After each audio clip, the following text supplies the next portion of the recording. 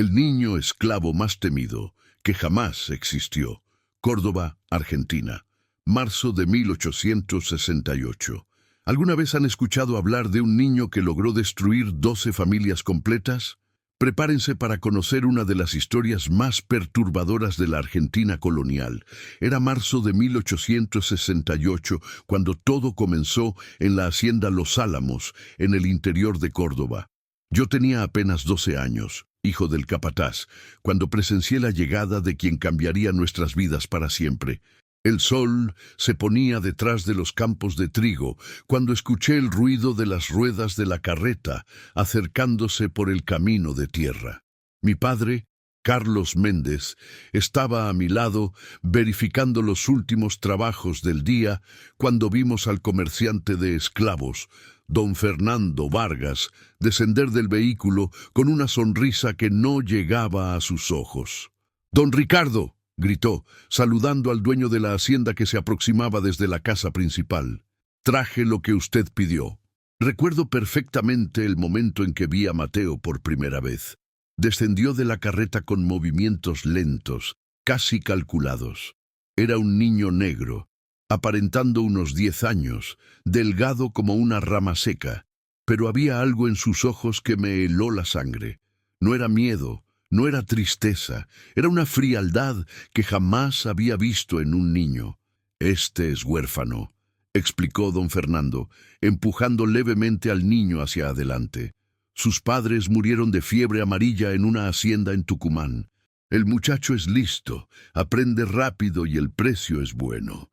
Don Ricardo Santillán, un hombre robusto de bigotes canosos, bajó los escalones de la galería examinando a Mateo como si fuera ganado. «Parece demasiado flaco para el trabajo pesado», murmuró, caminando alrededor del niño. «Ah, pero usted verá», insistió el comerciante. «Este tiene una inteligencia diferente. Sabe leer algunas palabras, puede hacer cuentas simples. Podría ser útil en la casa grande o ayudando con los registros». Fue entonces cuando Mateo levantó los ojos y miró directamente al patrón.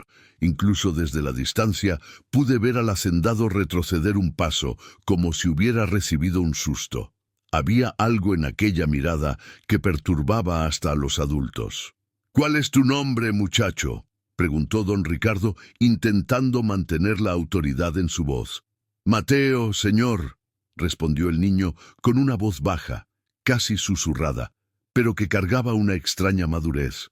«¿Solo Mateo? Solo Mateo, señor. No tengo nada más». Mi padre se acercó a mí y susurró: «Ese muchacho me da escalofríos, hijo.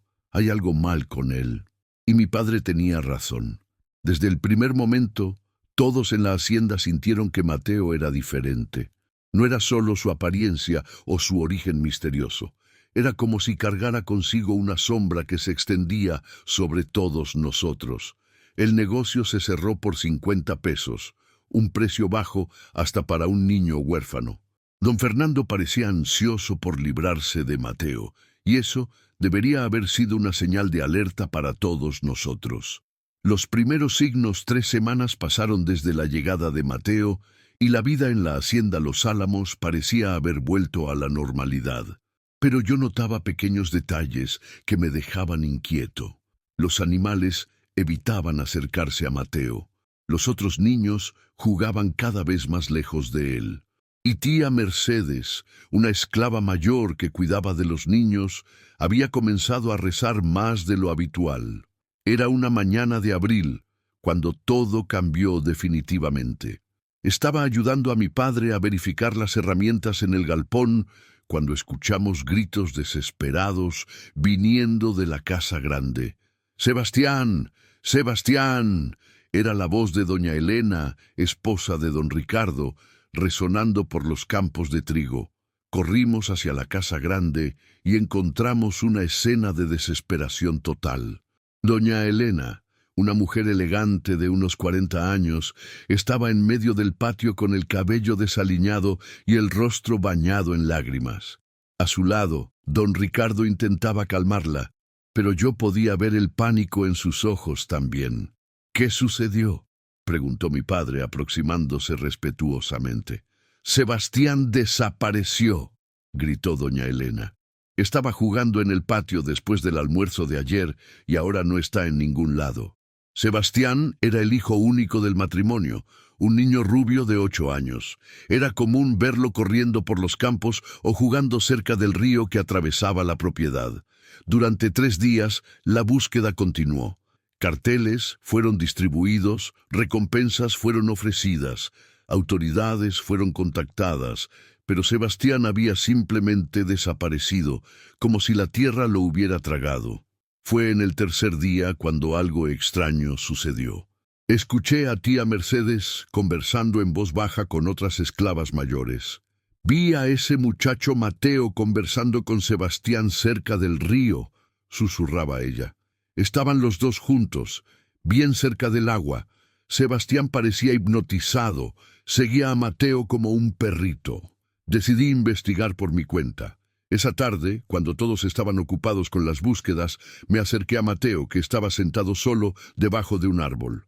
«Mateo», llamé, sentándome a su lado. «¿Puedes contarme exactamente qué pasó cuando viste a Sebastián en el río?» Él me miró con aquellos ojos penetrantes y respondió con la misma voz baja de siempre. «Sebastián estaba jugando en el agua, joven amo. Le dije que tuviera cuidado, que el río era peligroso. Después entró más profundo en el agua. Grité para que volviera, pero no me escuchó. ¿Por qué no llamaste ayuda?» Mateo quedó en silencio por un largo momento. «Intenté, joven amo. Pero cuando volví con ayuda, ya había desaparecido. Había algo en la forma, como contaba la historia, que no me convencía. Su voz era demasiado monótona. Sus palabras parecían ensayadas. Una semana después del desaparecimiento, las búsquedas fueron oficialmente suspendidas. Sebastián fue dado por muerto, probablemente ahogado en el río, aunque su cuerpo nunca fue encontrado. Las voces en la noche 2 semanas se pasaron desde el desaparecimiento de Sebastián, y la hacienda Los Álamos había sumergido en una atmósfera de luto y desconfianza. Fue Diego, uno de los niños esclavos, quien primero me contó sobre las voces. «Joven amo», susurró él, mirando nerviosamente alrededor. «Necesito contarle algo. Es sobre Mateo. Él conversa con alguien durante la noche». Sentí un escalofrío recorrer mi espina dorsal. «¿Cómo así?» «Todas las noches, después que todos duermen, se levanta y queda conversando bajito. Pero no hay nadie ahí, joven amo. Habla solo, pero es como si hubiera alguien respondiendo». Decidí investigar por mi cuenta. Esa noche, después que mis padres durmieron, salí silenciosamente de casa y me escondí detrás del galpón de herramientas. Esperé pacientemente, y alrededor de la medianoche vi una figura pequeña emerger del barracón de esclavos. Era Mateo. Caminó hasta el centro del patio y se detuvo, mirando fijamente a un punto específico frente a él. Entonces comenzó a hablar. «Hice como mandaste». Escuché su voz baja llevada por el viento nocturno. «El niño no va a molestar más a nadie». Mi sangre se heló. Estaba hablando sobre Sebastián. ¿Y con quién diablos estaba conversando? Mateo quedó en silencio por algunos momentos, como si estuviera escuchando una respuesta. Entonces, asintió con la cabeza y continuó. «Sí, entiendo. Pero ¿cuándo será la próxima vez? Me estoy impacientando». Nuevamente, silencio. Mateo parecía estar oyendo instrucciones de alguien que yo no conseguía ver ni oír. «¿La hija del capataz?», preguntó él, y mi corazón casi se detuvo. Estaba hablando de mí. Yo era hija única de mi padre. No, ella todavía no. Primero los otros. Quedé paralizado de terror.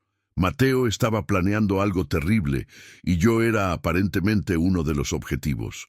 Al día siguiente, busqué a tía Mercedes. «Tía Mercedes», comencé hesitante, «usted ha notado algo extraño con Mateo durante la noche». Ella dejó de lavar la ropa y me miró con una expresión grave. «Muchacho», dijo ella en voz baja, «ese niño no es normal. Desde que llegó aquí, siento una presencia mala rondando el barracón». «¿Qué tipo de presencia?». No sé explicar bien. Es como si hubiera algo invisible caminando entre nosotros, algo frío y malévolo, y siempre que siento esa presencia, Mateo está cerca. La revelación del pasado. Junio llegó trayendo consigo un frío cortante y una serie de eventos que transformarían nuestra región en una verdadera pesadilla. Todo comenzó en la Hacienda San Miguel, propiedad de don Alfonso, una familia vecina. Era un sábado por la mañana cuando llegó la noticia que heló la sangre de todos en la región. ¡Incendio!, gritó uno de los vaqueros, llegando a galope hasta nuestra hacienda. La casa grande de San Miguel se incendió durante la madrugada. Mi padre y yo corrimos hasta allá junto con otros hombres de la región. Lo que encontramos fue una escena de devastación total. La majestuosa casa grande estaba reducida a escombros humeantes. Encontramos los cuerpos en el cuarto principal, dijo el comisario que había venido de la ciudad. Don Alfonso, su esposa, doña Isabel y los 2 hijos, todos muertos. ¿Cómo murieron?, preguntó mi padre, horrorizado. Aparentemente sofocados por el humo, pero hay algo extraño. Las puertas del cuarto estaban trancadas por fuera. Alguien los encerró ahí dentro antes de prender fuego a la casa. No había sido un accidente, había sido asesinato. Durante el camino de vuelta, no pude dejar de pensar en la conversación que había tenido con Mateo. Cuando llegamos a la hacienda, lo busqué inmediatamente. ¿Supiste lo que pasó en la Hacienda San Miguel?, pregunté, observando atentamente su reacción. Supe, respondió él simplemente, sin demostrar cualquier emoción. Una familia entera murió quemada. Lo sé, no parece molestarte. Mateo me miró con aquellos ojos fríos y se encogió de hombros. ¿Por qué debería molestarme? Se lo merecían. ¿Cómo puedes decir eso? Nadie es inocente, dijo Mateo, su voz cargando una madurez perturbadora para un niño. Todos tienen pecados escondidos y todos deben pagar por ellos. Y él tenía razón.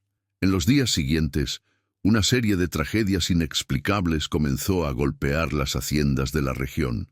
La segunda tragedia ocurrió en la Hacienda Santa Rosa. Todos los animales murieron durante la noche.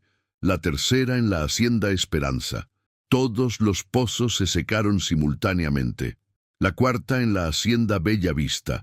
Toda la plantación fue destruida por una plaga de insectos. 8, 9, 10 familias fueron destruidas de formas diferentes, pero todas inexplicables. La verdad revelada. Fue en ese clima de desesperación que tía Mercedes me buscó. Era una tarde lluviosa y ella estaba visiblemente alterada.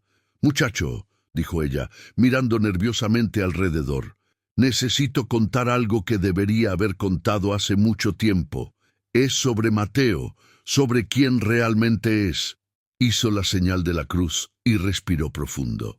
«Ese muchacho no es huérfano como todos piensan. Hace 15 años yo trabajaba en la casa grande como nodriza. En aquella época, doña Elena era muy joven e ingenua. Se involucró en prácticas que no debería haberse involucrado». «¿Qué tipo de prácticas?» «Macumba, muchacho, rituales prohibidos. Había una esclava vieja aquí llamada Madre Catalina, que conocía los secretos antiguos. Doña Elena la buscó porque quería tener hijos, pero no conseguía embarazarse. Comencé a entender hacia dónde iba esa historia y un frío recorrió mi espina dorsal. Madre Catalina dijo que podía ayudar, pero que sería necesario hacer un ritual especial. Un ritual que exigía sacrificios. Primero fueron animales, pero doña Elena continuaba sin embarazarse. Fue entonces que Madre Catalina dijo que sería necesario algo más poderoso. Dijo que sería necesaria la sangre de un niño inocente. Tía Mercedes estaba temblando ahora. Había una esclava joven en la hacienda llamada Rosa que tenía un hijo pequeño. El niño se llamaba Nicolás. Tenía apenas 5 años. Era un niño dulce, siempre sonriendo. ¿Qué pasó con él? Una noche, Madre Catalina y doña Elena llevaron al niño al bosque. Mataron a ese niño inocente, cortaron su garganta como si fuera un animal y usaron su sangre en el ritual maldito. ¿Y sabes qué pasó después? Doña Elena quedó embarazada meses después. Nació Sebastián. La revelación me golpeó como un rayo. Sebastián, el niño que había desaparecido, era fruto de un ritual satánico que había costado la vida de un niño inocente. Y Rosa, ¿qué pasó con la madre del niño? Ella enloqueció de dolor. Quedó días gritando el nombre de su hijo, buscándolo por la hacienda, hasta que una noche simplemente desapareció. Encontraron su cuerpo en el río 3 días después. Ahora todo tenía sentido. Mateo no era solo un niño huérfano. Era la reencarnación de Nicolás, el niño asesinado en el ritual. Había vuelto para vengarse de todos los responsables por su muerte. «Tía Mercedes», pregunté con la voz temblorosa, ¿quién más sabía sobre el ritual? Todas las familias de la región sabían, muchacho. Participaron de una forma u otra. Algunas suministraron animales para los sacrificios, otras ayudaron a esconder lo que había pasado. Todas fueron cómplices del asesinato de ese niño inocente. ¿Cuántas familias participaron? 12, muchacho. 12 familias. 12 familias. 10 ya habían sido destruidas. Faltaban 2. La justicia final. El sol se estaba poniendo cuando llegamos a la casa grande, pintando el cielo de un rojo sangre. Mateo caminó hasta la galería con pasos firmes. «¡Don Ricardo!», gritó Mateo. «¡Doña Elena! Llegó la hora de ajustar cuentas». Don Ricardo apareció en la galería, sosteniendo una escopeta. Doña Elena estaba detrás de él, pálida como un fantasma. «¿Qué quieres, mocoso?», gritó el patrón. «Justicia», respondió Mateo simplemente. 15 años de justicia aplazada. «No sé de qué hablas». «Sí, sabe», dijo Mateo. «Nicolás. ¿Se acuerda de él?» Vi a doña Elena tambalearse, agarrándose al marco de la puerta. El nombre había dado en el blanco. «Nicolás murió hace 15 años», murmuró ella. «¿Murió? ¿O fue asesinado?» La voz de Mateo comenzó a cambiar, volviéndose más profunda. «Ustedes me llevaron al bosque, me amarraron a un árbol y cortaron mi garganta como si fuera un cerdo». El aire alrededor de Mateo comenzó a distorsionarse. «Tenía 5 años y ustedes me mataron para que ella pudiera tener un hijo». Doña Elena se derrumbó, cayendo de rodillas. «¡Perdón!», gritó. «Perdón, era joven, desesperada». «Y tuviste un hijo», dijo Nicolás a través de Mateo. «Tuviste a Sebastián, mi sangre le dio vida, y ahora él está conmigo». «¿Dónde está mi hijo?», lloró doña Elena. «Está en paz, libre de la maldición que cargaba». Lo que sucedió después fue algo que jamás podré olvidar. El aire del cuarto se volvió espeso y una oscuridad sobrenatural comenzó a esparcirse por las paredes.